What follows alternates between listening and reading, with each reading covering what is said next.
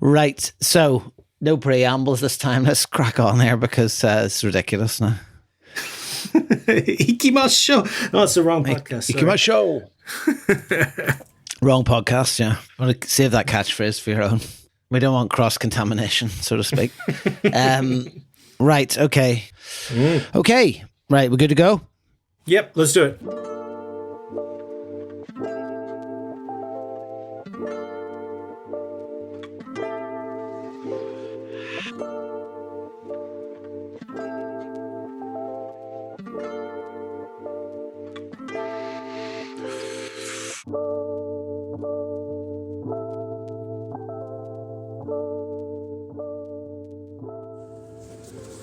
Just sitting in the lobby of the hotel on day 3 waiting for you-know-who to appear after his rigorous morning cleansing rituals.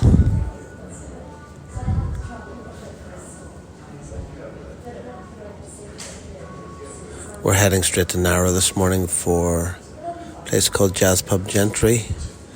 And we're hopeful to sneak into Blue Note, but might not be possible on account of the fact that they have a gig on today. We did try calling them, but we got the double muzukashi on the phone, which ultimately in Japan is a way of saying no, probably. So let's see what happens. But yeah, that's kind of the nature of the project, ultimately.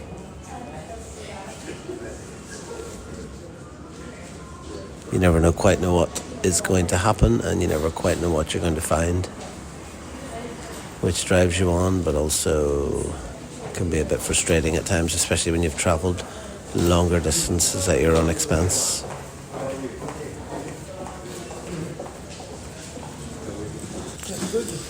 He's here, finally.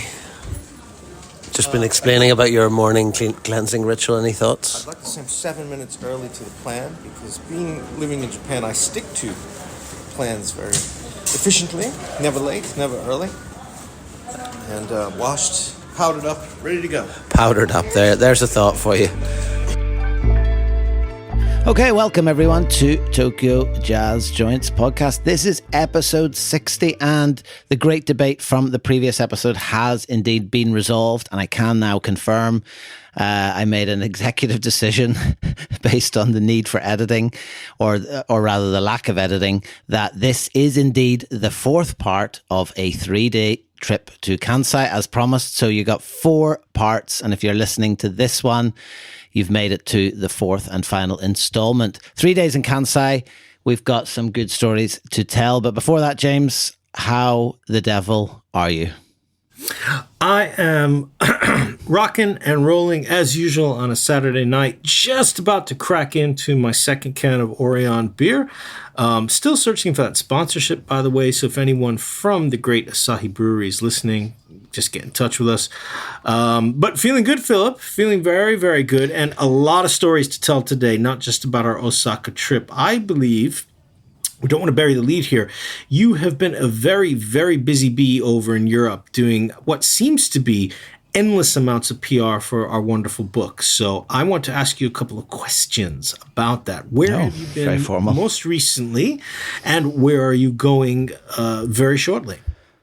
Oh, blimey. Well, I'll tell you, this time yesterday I was in the lovely city of Amsterdam, which, shockingly, I would say from Belfast is probably easier to get to than London. And I mean that because it's an hour and 15 on a flight. And when you get to Amsterdam, because a lot of Europe has what's known as a public transport system, that you get to the airport and you just come out and you get from the plane onto a train, and with about 15-20 minutes you're in the heart of Amsterdam at the central station there. So I just went over for the night for the Unseen Amsterdam book fair and photo fair, and the publishers, Kara Verlag, who's published the wonderful Tokyo Jazz Joints book, even if we say so ourselves, they were there with a stand, and so it was a good chance to go over, do a bit of a sign some books, chat to some people, and also spend a few hours with the ever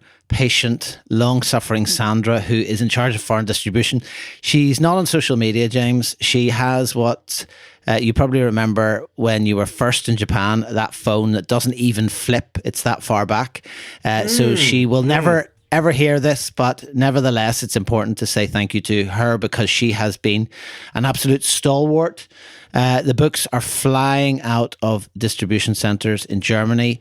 The stocks are dwindling, and I think from this week, although obviously when people are listening to this, it'll be a couple of weeks later at least, but the UK has been restocked and the US has been stocked, and we're hopefully going to get some books out to yourself in Japan when we get the distribution going there. So it's been brilliant. I'm off to Rhinoceros next week, a place you haven't made it to yet, but you love it nevertheless. That's the one I am very, very That's the one, right? about. That is the one. Well, Benedict and Martina, much love sent to you guys. I will be there one day. Definitely promise. Because I mean, everyone, it's funny, Philip, we've talked a lot about all of these places. We've even interviewed a lot of them around the world, these, Japanese jazz inspired listening bars or, jazz kissa. But everyone that I know who has passed through Rhinoceros, which is quite a bit now, because generally people do get in touch. In fact, a lot of people, Philip, will send me a message like, James, you won't believe it. I found this jazz kissa type place in Berlin. Have you ever heard of it? And then it'll be a picture of Rhinoceros, and so we definitely we appreciate all of the love and support from those guys, and God, I wish I could join you for that. That would Well, much love to Rhinoceros. As you say, we're going over, Julie and I are going over for just the night. So we're heading out early Saturday morning. We're going to have a bit of a party at Rhinoceros. We'll have some books for sale, which hopefully by the time that you hear this will already be sold. But it should be just a chance to celebrate the book, celebrate the project, play some tunes, have some nice cocktails. And yeah, it's fabulous. If you're listening in Japan, please go into your local bookshop and ask for the Tokyo Jazz Joints book. There are a few copies now in Japan. There's going to be some more coming, but I think the more people are asking for it, the more likely booksellers are going to be getting on to distributors and trying to get copies of it. So it's gradually making its way around the world, and it will be in Japan. We know there's a demand for books there, and hopefully you'll be able to get that soon if you haven't already got your hands on a copy. If you're ever stuck, just go to Care of Verlag. You can get those links via the TokyoJazzJoints.com website, and you can get yourself a copy of the book directly from the publisher as well. Assuming, of course, James, that there are any left. But anyway, that's a story for another podcast, perhaps. That is, yes. I would estimate maybe about a 20-minute long podcast, probably. But in any case, we are finishing up our 3-day, 4-part journey in the lovely Kansai area of Western Japan. And this time, Philip, we've been very thorough talking about Osaka in the last couple episodes. On this particular trip, we did not go to Kyoto, but we have talked about Kyoto before. But there is another very integral part of the Kansai region that a lot of people, and this is really sad actually, because so many tourists, especially Western tourists, who come over, everybody wants to go to Kyoto for obvious reasons. The old ancient cultural capital. But in fact, the even more ancient capital of Japan is a city called Nara, which is about, I would say, maybe 30, 40 kilometers east of Osaka. It's much, much smaller than Kyoto. It's much, much older. And to be honest, it's a hell of a lot nicer and friendlier. And so, I was really lucky, Philip, because last summer in 2022, myself and my son, we went down there for a weekend just to do some sightseeing, have a little guide trip. And, but of course that included a couple of jazz stops. So I found a couple of great places. I remember excitedly calling you to tell you about them. And finally, when you got back, we decided that we would go from Osaka and take the train. Believe it was Sunday. Was it that Sunday morning of the 3 days we were there? I think it was a Sunday morning, because I think the next day you left us. And actually this week I've been going through trying to claim back some bits and pieces, and I've been going through all these receipts, so it's been like a trip down memory lane, remembering all these different places that we ate and drank. But yeah, it was that last day, I think on the Monday I headed off to Kochi and you headed back home. But we started off in a place that I would say is got to be. I mean, I feel like we say this all the time, so it's probably means less now. But certainly, just in terms of the theatre and the experience overall, Jazz Pub Gentry in Nara has got to be up there with just a unique take on the jazz kissa, right? Wouldn't you say? Oh, absolutely. I mean, Jazz Pub Gentry, it's amazing. Obviously, famous in the area, even amidst an area. So, Philip, this is something that I didn't know. Many people who are listening have visited Japan, and they'll know that like one of the delicacies and treats that you get in the summertime in Japan is called kakigori, which is basically like what I would call from New York shaved ice, what a lot of other people would call like a snow cone. Okay, you shave down the ice and you pour the syrup on top. But that doesn't quite capture the full experience of what these kakigori snow cones are in Western Japan. They are very, very elaborate with dozens of flavors, sometimes with multiple flavors put inside. And not only that, how would you describe the size of this kakigori shaved ice that you order? Look, I think you're really underselling this kakigori, because anyone who's been to Japan, you'll have seen you get a little container, like a sort of an ice cream scoop container quite often. Shaved ice is on there. Somebody grabs a plastic bottle that you would have ketchup in, and they squirt a load of like sugary syrup with a load of E numbers on top of it. But this place, right? So I just, as we speak, James, I'm looking at you. I'm looking at a photograph of you in the background. Now, I know obviously you're slightly further away, but the kakigori that was sitting in front of me is, in this photo at least, is the same size as your head.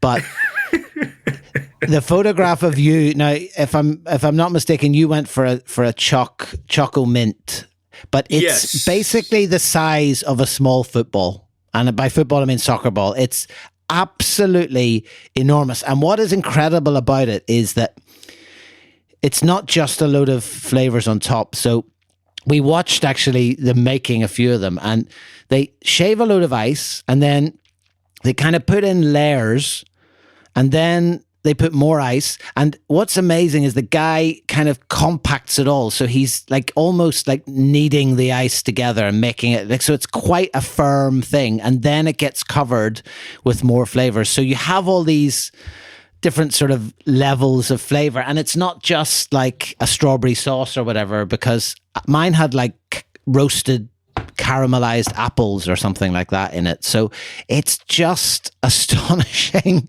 It's one of the just most like unbelievably refreshing and delicious things, especially because, well, Philip, our trip was in April, so it wasn't hot yet. But when I went with my boy, we were down there in July. Yep. Sorry, just dropped my phone on the table. So apologies for that. It wasn't even that hot. I'm the one drinking the Orions here. What's going on? When I had a cup of tea. We'll get that back.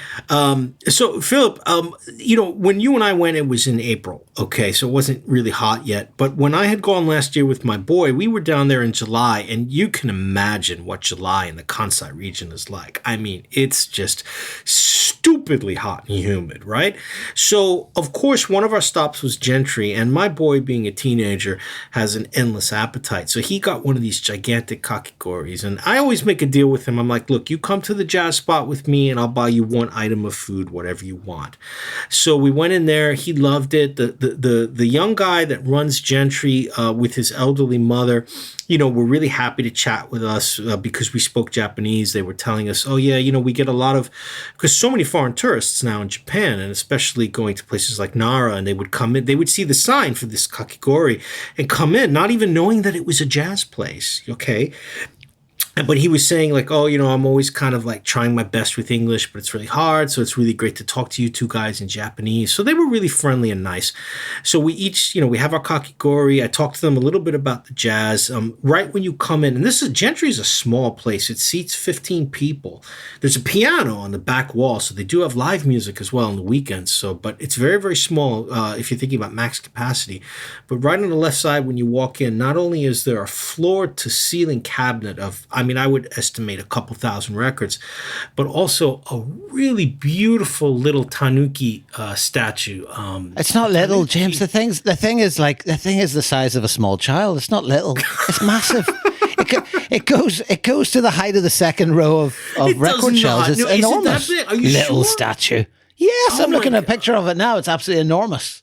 Okay, I don't have for some reason I can't find a picture of the vinyl. Maybe I cut that off because my memory is that it was on the floor and not that tall. But well, a tanuki for our listeners who are outside Japan is a sort of a, they translate it as a raccoon dog. It's an animal that is native to Japan and has a lot of importance in Japanese folklore. Okay, so you see these little statues of these little sort of smiling, kind of cute little animals because they act as, you often see them in front of a house or in the front of a shop or right in the entry because they'll be wearing a big hat that's supposed to ward off against disasters, especially natural disasters. And their big eyes are there because they're sort of like, they're observing everything, conscious of what's happening. And their smile is that they're welcoming you into the shop. So everything about these little tanuki, raccoon dog statues has a sort of a significance. But I couldn't recall seeing them up here in this part of the country, in eastern Japan, the Kanto region. So I looked it up a little bit, and apparently it is kind of a Western Japanese thing. People have them in their front gardens, and all of the shops have them. So Jazz Pub Gentry has the beautiful, like, cabinet of vinyl, the real, well, bigger than I remember, statue of the tanuki, the welcoming tanuki statue. And then, Philip, we got to get back to the ice. Not to say the music wasn't good in Gentry. It was good. They're playing vinyl. It sounds really great. All of that. But it's definitely like it's sort of like a distraction in the way, because it does actually say Jazz Pub Gentry outside. And when you come in, I mean, it's one of those places that it feels like a little bit like a mix, because I'm looking at a photo. You come in, and as you said, when you go past the records, the tanuki, then there's a counter on the left, like with like a bar, fairly straightforward bar counter, and it's dropped down. So when you go in behind the counter, you're kind of below floor level. And then on the back wall, there is two enormous speakers built into the wall, and they actually very kindly took off the speaker covers for us. And in the middle and we're back to our nautical. This is really disappointing, actually, because it's actually just called, I think, a ship's wheel, but they've got this ship's wheel on the back wall. It is not called a ship's wheel. It is. I looked it up. It's called a ship's wheel. It is not. Nonsense. I was so disappointed, so dissatisfying. Anyway, so they have this wooden ship's wheel, and then on the right, like you said, there's a piano. It's covered with like whiskey bottles, like in it, both open and in boxes. And then there's just seems to be like a row of like baskets and a few boxes of ingredients and things like that. So it has that slightly storeroomy feel that you get like in a lot of Japanese shops, right? That's interesting because, okay, first of all, 2 points. Even more importantly, I had to look it up on lifeofsailing.com. The ship's wheel is called the helm. I knew it had a proper name. Ship's wheel sounds ridiculous. Okay, I feel like that's not the actual wheel is not the actual helm, though, right? Well, who knows? But there's our blurb for the day, our edit for this show. But in any case, but Philip, I remember that because we went on a Sunday, right? But you and I and Julie went early. I remember because the kakigori was so good that my boy, the next morning on Sunday, he was like, "Dad, before we go off and do some of the temple walk stuff, I want to go back for another session." So I was like, "Oh yeah, okay, whatever." So we went there right when they weren't open at the usual time because the guy was setting up for a Sunday afternoon live gig. And I saw him. It's so funny you mentioned the whiskey bottles because he was actually clearing off the piano and getting the audio system ready. And so as soon as we like poked our head in, he looked at us and he started laughing. And he was like, he knew right away. He was like, "You guys want some more kakigori, right?" And I was like, "Well, he does, but since I'm here, I'll get one too, And he's like, all right, come on in, in that real kind of Western Japan way of being really casual, like, not the usual sort of stuff you find in Tokyo where it's like, oh, sorry, we're not open for another hour. Could you please come back? You know, he would immediately. Or like, we're not open for another 13 minutes and you're just made to stand outside until. Yeah. So, he let us come in and, we had a good laugh about it. And then he was like, well, the gig is not for a couple hours. Maybe you guys want to come back after the sightseeing. And I was like, look, I'd love to come back. And we actually did walk by. And, because you mentioned how small it is, we walked by and there were people standing outside and you could tell they were regulars because they were standing there with their drinks and everybody was talking and like people were coming in and out. So it was clearly like a regular sort of session on a Sunday afternoon. So I was so happy to see that because, as great as the Shaved Ice is, you still want to know that like there's a little bit of a jazz scene going on. And Nara, not a very big city, doesn't really have a lot of live clubs. One of the live jazz clubs that I walked by just because I wanted to take a picture of the sign, had been closed. When you look through the door, it was completely empty. So there was not really a lot of live music there. You've got to go to Kyoto or Osaka for that. But anyway, Gentry was, an absolutely wonderful tiny little spot. And one that, again, we add that to the list of sort of like jazz plus. You know what I mean? Whether it's jazz and wine or jazz and bicycles or whatever. So here you've got jazz and the delicious snow cones. Yeah, I mean, and I think we're forgetting one very important thing is that we didn't order the most exciting kakigori, did we? Because there was a younger couple. Oh, very much. That's right. Very much on Yes. very much on a date vibe. Very much a Sunday date vibe and. They ordered, now there may be a video lurking somewhere in someone's phone, but basically they ordered whatever the sort of flagship dish was, and it came out, I mean, it was enormous, but perhaps more impressively, it seemed to be doused in alcohol. So very quickly, the lights were turned off, the curtain was pulled over, and I feel like there was singing involved as well. I may be misremembering that, but certainly it was very much like, okay, we're going to do it. And we were all encouraged. No, he made an announcement. He was like, okay, that's right. Get your videos ready because I'm starting. Here it comes. And that was confusing. Sure It was confusing too because I think there was wasn't there signs? There was a couple of signs up about no photos and filming. And so obviously we went. There was a gigantic sign of like with the red circle, you know what I mean? With the line through it of like, do not take pictures in here, which was inexplicable because, he immediately says to everybody like, okay, get your cameras out and you can video this couple's,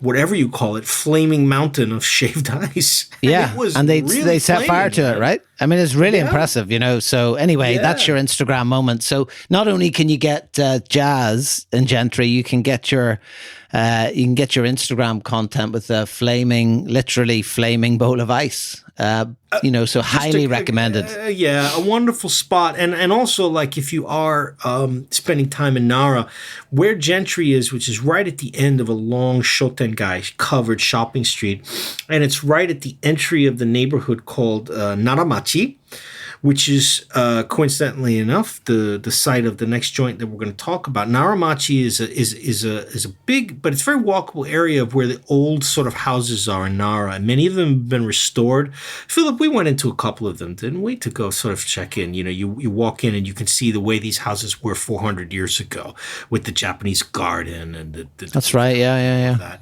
It's Gorgeous absolutely places, just right? a beautiful, beautiful spot. And here is a little bit of a mysterious one. So, Philip, I think I've mentioned on the pod, definitely, it was one of the previous Osaka episodes. So, years ago, I used to make maybe 3 or 4 times a year trips down to Osaka to visit my wife's grandmother. We would bring the kids down there and we would spend a weekend in Osaka. And I would always get one of those days to go out and do sort of my jazz wanderings. And when I was in Kyoto one time, and this is going way back now, right? This is going back, 2015 or something, maybe even earlier. I remember walking down an alleyway and I was looking for a place called the Blue Note because someone had told me that there is a Blue Note bar, no affiliation to the Blue Note Club in Kyoto. And I found it. and I found the sign, and it was one of those. Do you remember Herbie in Machida when you go down the steps and it's just that kind of basement with like 5 or 6 different bars in one hallway? I mean, we've been to a million places that have that sort of vibe. Yeah. It was kind of like that on a side street in Kyoto, but the place was dark, and it not just closed. I mean, like dark, as if it was like not open anymore. But nobody had any information. This was before I had discovered, I think before it even existed, the Jazz Kissa information group on Facebook that a lot of the Japanese people post info, about places that are closed or moved.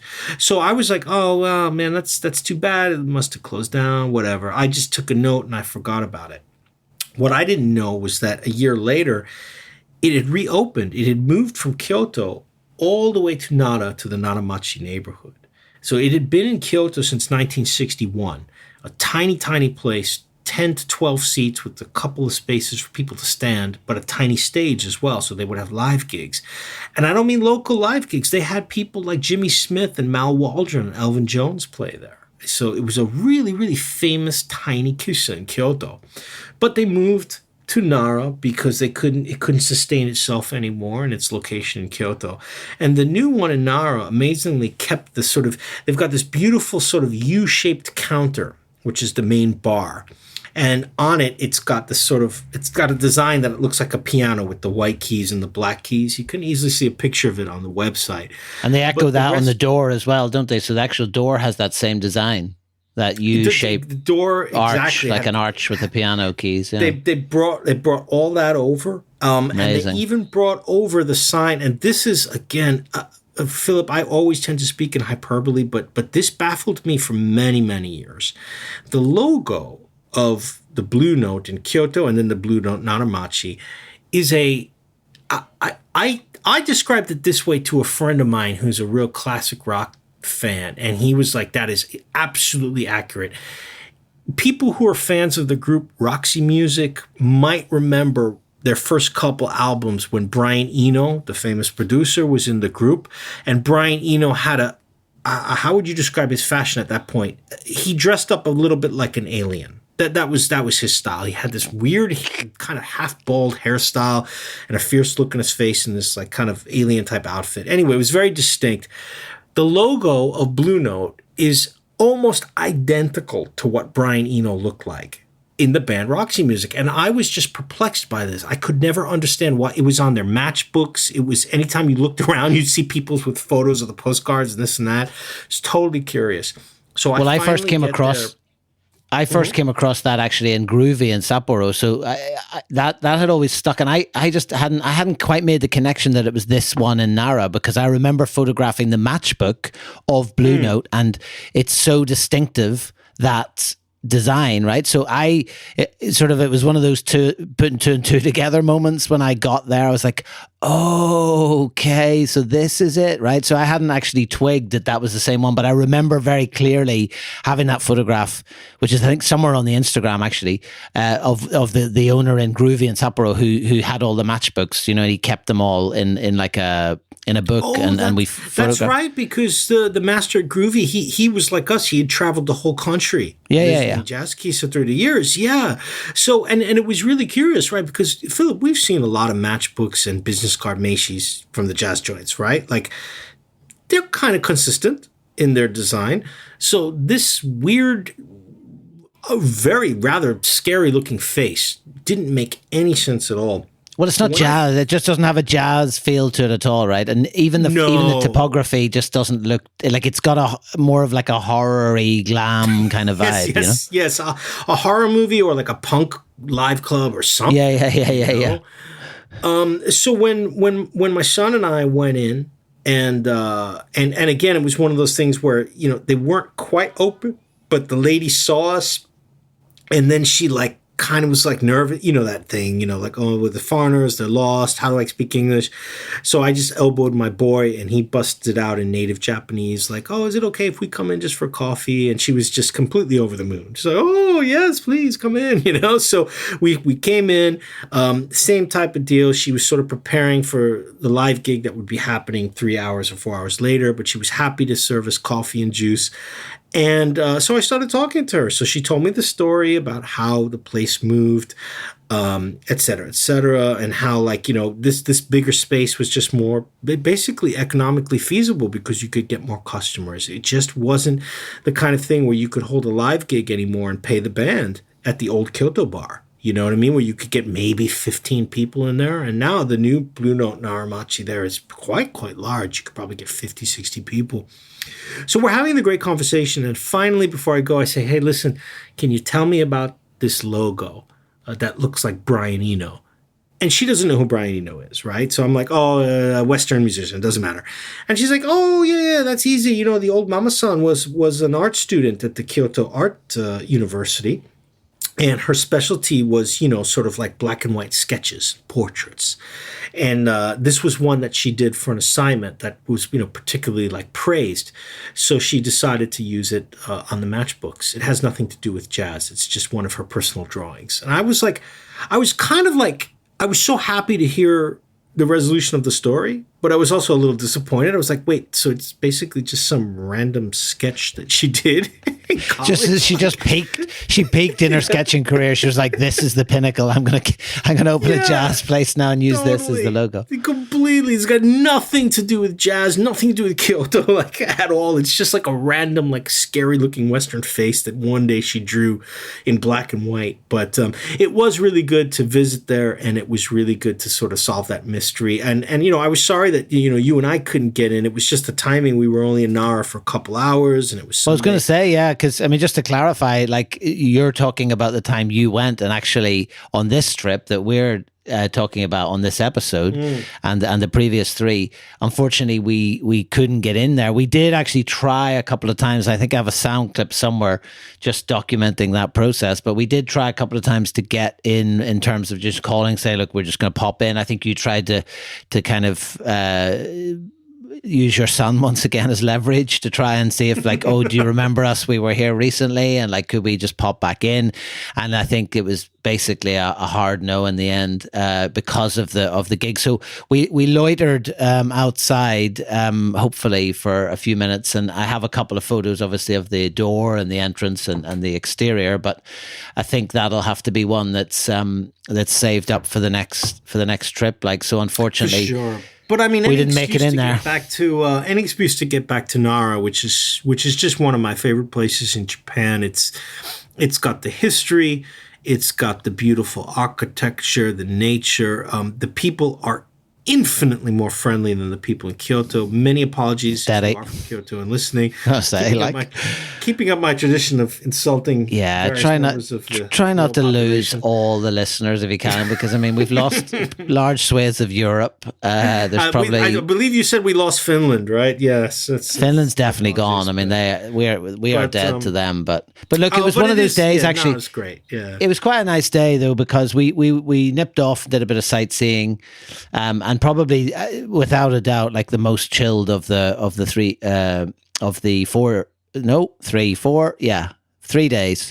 Most chilled of the 4 parts of the 3 days. It was the most chilled of the 3 days. Easy for you to say. Yeah, so, it was quite a nice day. Now, we wrapped up in Nara after a bit of sightseeing, and we jumped on the train back to what had become, even in that short space of time, had become somewhat of a mystery, right? Because we had a few kind of hunches about different places. We had like names and the odd sort of photo on, Google Maps and things like that. There was a place called Shion. I think there was another place called Riff or Riffs. But in the end, we had to make a few executive decisions in terms of timing and location and all those sort of things. So what we did was we made a beeline for what became a bit of a nemesis, because when we first arrived, we weren't sure even about the name. We went through different iterations of it, but I think it was the fourth on this day. This was the fourth time that we had come, and no matter what we did, whether we called, whether we looked it up online, we could not get the times right. And I think we had looked up the opening times, and we were like, oh well, it's definitely open at this time today on Sunday. Now this was Jazz Ya, right, which was tucked in under the train tracks, and on the fourth attempt to get in, we turned up very confident, only to find once again that it was closed. After which, I think subsequently you essentially shouldered your way into the bar, didn't you? Really? I mean, you basically you put your foot in the door and you wouldn't remove it till he let us in. Well, Philip, that's because you say this is the fourth time, but it was actually the seventh time for me, because as I mentioned, I used to go to Osaka couple 2-3 times a year for several years. You haven't mentioned that, and I had tried to go to Jazz Ya before, and every time I went, it was closed. To the point where, like, after the third time I had gone, I was just thinking, like, I don't care what the web says. This place is just not open anymore. And, you know, with some of the jazz joints, it's a little, you know, mysterious online. The opening hours don't really match reality, et cetera, et cetera. But I had actually gone there even previously before you and I. So this time I was like, okay, that's it. We're going to get in. So do you remember what happened was the guy came and he's like, no. Like, well, I think we saw him through there was like there was a tiny window in the door. I think we basically, there was, because the couple of times that we had gone, the shutter was completely down, right? But on this occasion, the door was closed, but there was like a small window and we could see him through there, which I think is why we started to kind of knock the door. Isn't that what happened? That's exactly right. And then once he came over and he was kind of like, no.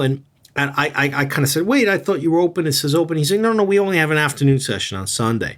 He was in there doing this is what I discovered later on. He was there doing some video editing, okay? Because basically Jazz Ya is, I wouldn't describe it as a kissa tent. I would describe it as a combination live place, wooden, very cluttered, messy olds, under the train tracks jazz joint, okay, for lack of a better, more succinct way to describe it. I mean, it's such a strange location because, again, there's tons of places to drink under the train tracks everywhere you go in Japan, Japanese cities, right? Especially in Osaka, as we've talked about. But when you've got a music joint, especially if you're playing live music, I mean, when that train goes by above you, it is deafeningly loud. Okay, so all I could think about was like, how are you playing gigs here? It's not a place. It's not a place for torch singers, right? It's not a place for torch singers or ballads. I mean, it's just so loud, right? I mean, it's just I mean, the building's practically shaking. But in any case, I kind of went a bit New York on the guy, and I was like, listen, man, we've tried so many times. Like, you have to let us in. We just want to come in for like 15 minutes. And he was like, okay, come on in. And so, we sit down, and so I immediately start to schmooze with him. And he turns out to be just this lovely dude, Shimoe-san. He basically, Philip, I don't know if we actually even talked about this afterwards because you were so caught up with your purchasing, but he told me... He told me that, because I described our project and our whole trip, and this was the last one, and we were so happy to finally get in, et cetera, et cetera. We were leaving in the morning. And he immediately said, like, oh, well, I'm not a jazz kissa. In fact, I hate jazz kissa culture. And I was just like, ooh, okay, so somebody says that to you. What's your reaction going to be? Like, okay, I want to hear more. So he goes on, not at all in an aggressive way. He was really smiley and lovely, but he was basically just saying like, oh, I mean, it's just so elitist. It's not friendly to people who want to come in. Like, I don't want my place to be a place of regulars. I want people to walk by and hear music and come in because wow, what's that? I want to hear that music, So he was just saying, like, he didn't like that culture of sitting there with your eyes closed, super hyper focused on the music with a great audio system. He wanted a place where people were lively and talking and drinking and listening to the live group and then drinking with the live band afterwards. And that's which is interesting, right? Because that's something that came up a lot on this trip, and I don't know. I mean, apologies if this is like doubling up on the previous episode, but we mentioned certainly about that conversation in Clifford. I don't know if we talked about it when we went to Bar Jazz, but again, they were very clear on making this distinction between what they were doing and this idea of jazz kissa. Now, obviously, we don't need to get in, and there's a note in the book about this even, like, jazz kissa might be one thing to one person, and, there's a very specific meaning, and there's a more general meaning, and then there's people using it in a way that it doesn't really have any meaning. But also, like, that was the third time that, like, down in that region that someone had said, look, I don't, either, no, we're not a jazz kissa. And one of the reasons seemed to be this association with, old men specifically in the dark, not speaking, arms folded, head down, like being, really listening to the music. And of course, there's nothing wrong with that, but there definitely seemed to be this association, don't you think? Like, I mean... Oh, yeah, 100%. And I was thinking, I couldn't quite gather whether it was a coincidence or whether there was some... Look, we spoke a little bit about the sort of cultural difference between Eastern and Western Japan. And I mean specifically Osaka now, not Kyoto or Nara. And that maybe is there something in the Osaka culture which is just a little bit more like, no, we're communal. We're not like the people in Tokyo who are just, snobs with their nose in the air, and so in the jazz world too, we're not going to sit here in silence with some stern owner, glaring at you because you happen to say something to your friend. Like, here we're about having a good time. Now that might be a little bit of a stereotype, and I've had friends from Osaka who don't like that stereotype, that they're all a bunch of like lively, laughing drunkards. Philip, being from Ireland, I'm sure you're familiar with that stereotype, right? There goes Osaka and Ireland as well. Listenership dwindling as we speak. Keep going. But here in Tokyo, that is the stereotype that people do say about people from Osaka, and I've had Osaka friends, really resent that. And then at the same time, they'll come back and say like, oh, these Tokyo people are so stiff. They don't know how to party. Like, when you come and drink in Osaka, it's you drink with everyone and you have a great time and blah, blah, blah, blah. And when I was speaking with the owner of Jazzio, with Shimoe-san, it really was striking me because he made it, I didn't even bring it up. He made a specific effort to explain to me. He's like, look, I don't want a place with just Joden-san, with just regulars. Like, my place, I want to bring in new people to like share this music. And that's why when we knocked on the door, that's why he was sitting there, even though it was closed.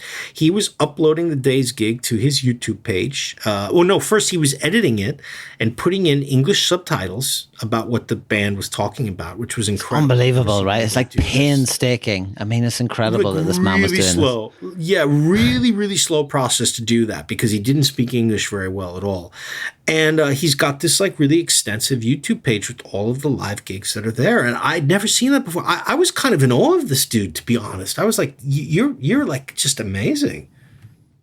Yeah, I mean, it was like there was kind of two things going on because we came in and it started as can we just pop in for 5 minutes? And then obviously as we got chatting and as we've had many times in terms of the experience, he then really wanted to tell you. So he really cornered you and you could tell, as I was taking photos, I could sort of hear you fighting to be really interested in this YouTube channel. Like really trying to seem very engaged in it. But I mean, like, it is kind of amazing. And we I think we had a conversation, like the three of us were talking, like afterwards at least about just, again, like myself, you and Julie, like when we went off to get a drink and get some food, I think, like it's one of those things that like, it's such a specific interest and niche, and there's almost something meditative and like religious about just, it's not being done for anyone specifically. It's not being done for profit. He's just in there recording those gigs and meticulously putting them on YouTube with English subtitles.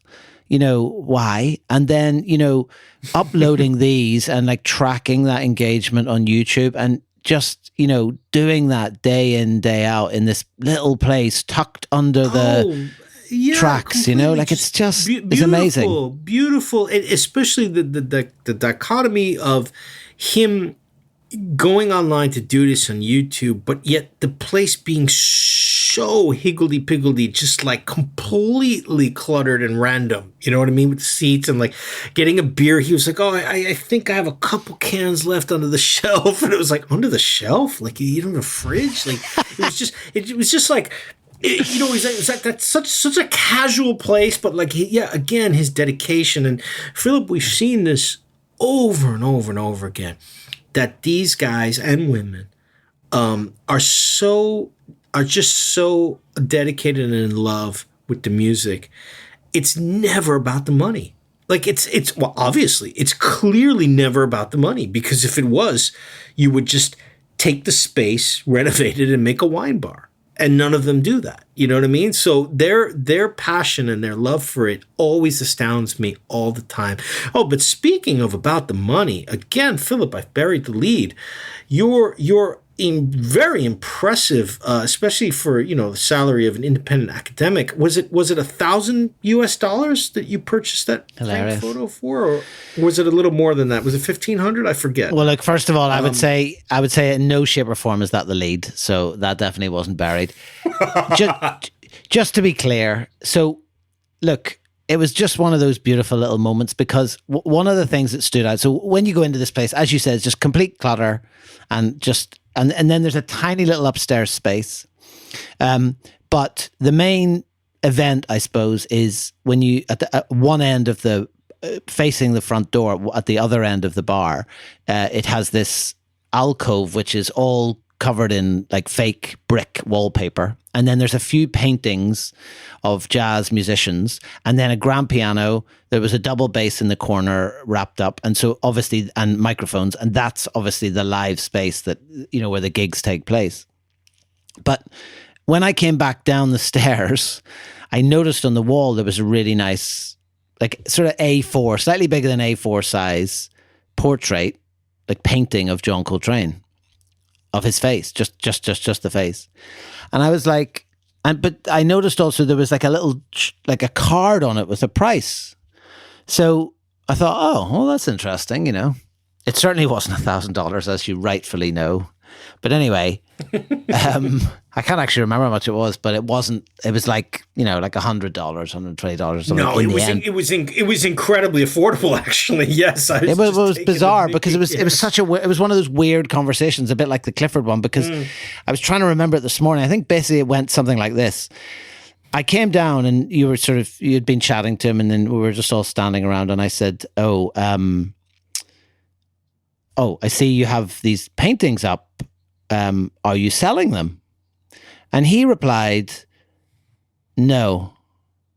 And I was like, "Oh, okay." It's just that there's a price tag on it. And he was like, "Well, I would sell it to someone who wants to buy it."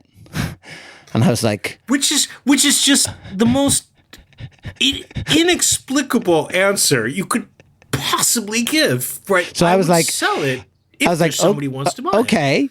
Okay. So, and then I said, "Well, I'd like to buy it." And he went, "Really?" And I was like, "Yeah." And then he proceeded to give me like a discount on it as well, which, you know, sometimes I would ask for, but I hadn't necessarily asked for it. And then he explained, "Oh yeah, like it's a friend of the shop, you know, he paints these things." And like it had obviously been hanging up there for a while, but so I thought, well, Philip, remember after we left, after he had, you know, he'd take it down and he put it in a bag for you and you're carrying it.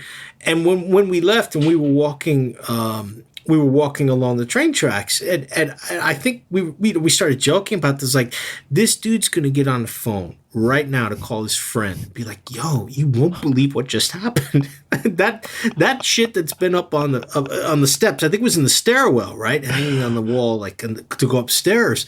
Like, you won't believe it. Some random foreigner came in and paid me like $100 for it, and that they're going to go out drinking with the money. I think we were making all these jokes for like half an hour afterwards, just because his reaction was so curious.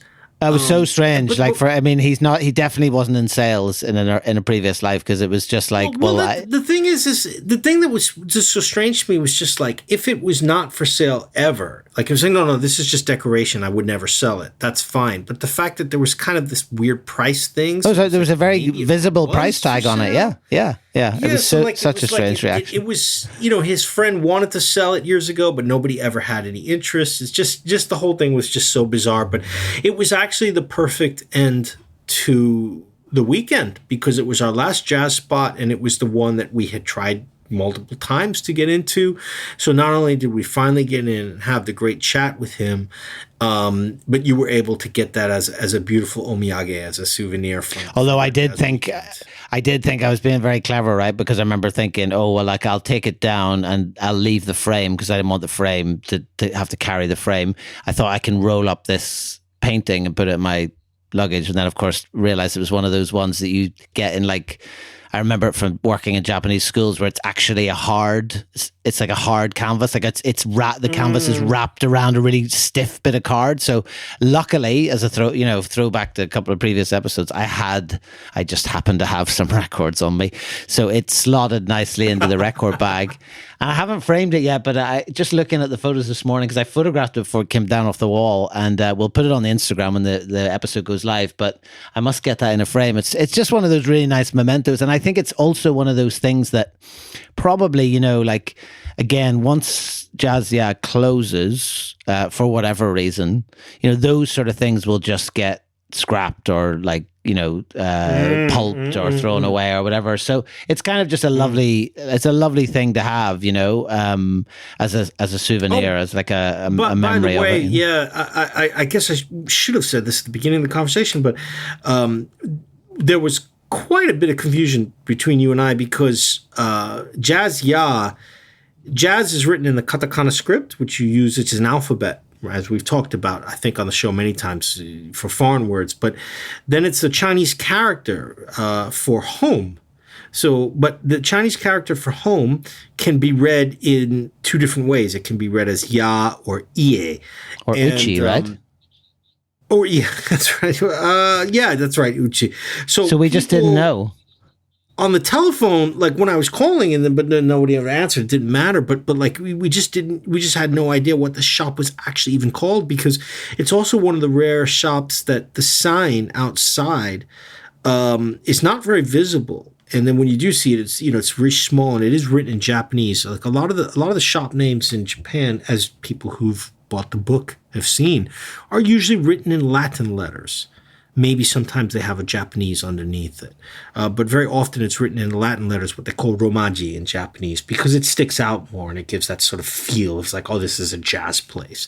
But Jazz Ya did not have that. But there was something quite sweet about that he just called it Jazz Home. I really like that, because that was sort of the feeling that he wanted to give when he went on his whole spiel about that, But anyways, as we know, of course, Jazz has another whole meaning as well, but that's not something that we want to necessarily get into right now. But we've been schooled, in inverted commas, deep on the meaning of jazz. Which we will save for our members only podcast that comes out one night with all of the blue outtakes. Yeah. But Philip, this was a great way to end our Osaka visit. Was it 3 days over 4 parts? Or hang on a minute. Let me just get my calculator. It was 5 days over 3 separate trips. It was 4 parts over 3 days. You can't get me now on this one. Another great podcast series. Philip, before I forget, and before we log off, let's circle back a little bit. Yes, it was a great Osaka trip anyway, and on our next episode, we will continue with your journey down south. Yes. Some more exotic locations in Japan, which I'm very eager to hear about, because you have some stories that you have not shared with me yet. You insisted on keeping secret for 6 months. So I am very eager. That long. A couple places that I sent you to that I had visited previously, but which you had what I assume were curious experiences in? I'd say one of the places far and away in the top 5 that I've ever been to. And that's out of 190 odd that we've been to together. So that's quite something. I mean, this place, I cannot wait to talk about. You've been there too, but I cannot wait to talk about my experience. I went twice in the same day, and it's incomparable. This place, like I am easily so top 5. eager to hear that, possibly top 3. Before we head out, a little bit more book talk, just briefly. Last night, I dropped by Shinjuku to visit our very old friend Miyazaki-san at Samurai. Samurai, the amazing old jazz joint right next to the southern exit of Shinjuku Station. We've talked about it a lot. There's a whole episode dedicated. Episode 4 of the podcast series is all about Samurai. So if you're interested in why Samurai is complicated, go back and give it a listen. But I decided to bring him a book because whatever about Samurai my feelings are, which are very complex, good and bad. Miyazaki-san is someone that I've known for almost 20 years. And as I mentioned on our long episode about it, that was the place when my first child was born at a hospital right around the corner. So I went to go and to have some drinks to celebrate, and he sat me down and he gave me a very serious talk about the beauty of having a child and this and that. And then he said like a sort of Shinto prayer. Shinto is the Japanese indigenous religion, and he busted out a bottle of sake. So that's always been a really precious memory for me with him. So I brought him the book, and Philip, I'm not joking, man. There's no artifice with Miyazaki-san, if you remember. You met him a couple times. Like, he is who he is, this very old, complicated Japanese hippie. And he opened it up, and he looked at every single photograph and had a comment on every single one. Really? We're talking 150 pages. So I got through 3 very tall bottles of Evis while this was going on. So I was a little bit tipsy by the time I left. I only meant to come and give him the book and take a photo and chat with him for 5 minutes. I didn't realize because, well, it was Friday, but nobody was there because it was a gigantic rainstorm outside. So I was there from 5:30 to 7:30, and it was just us. I mean, that was staggering because, like, when you think, I know we've obviously got a whole episode on Samurai, but like we have referenced it on the first of these the first episode of this 4-parter, and like we talked about, my impression was how busy it was, right? And we talked about how it had opened up to different clientele and all that kind of thing. So when I saw that video, I mean, I correctly did not answer your call because I knew you'd had 3 bottles of beer. But when I saw that video after the fact, I couldn't believe that you were there on your own. Like, because that must be a very hard thing to do now, unless you're in there after hours or when it's not open or whatever. Oh yeah. It was nuts, and it was sort of like so perfect because it gave us the time to really talk about it. And he was so effusive in his praise of the book because he himself used to take a lot of pictures. So he was saying, "Oh, look at the low angle on this," and "Oh, the photographer, wow, umai desu ne." And I was like, umai. He's okay. He's not bad. Umai. He's all right. It's all about the joints. The pictures are fine. Yeah. But yeah, he was so happy. And then at the end, he closed the book. He put it over by his desk, and he said, "I'm going to share this with everyone. But I don't want to let them touch it because it'll get dirty, because it's a takaramono, which in Japanese means oh, like wow. a treasure, And I was just like, Philip, you can imagine, I was just a blubbering idiot after that because of all my feelings about Samurai, and then to hear how much he loved the book. And of course, he didn't charge me for anything that I drank. He was like, no, please, He did all that whole thing.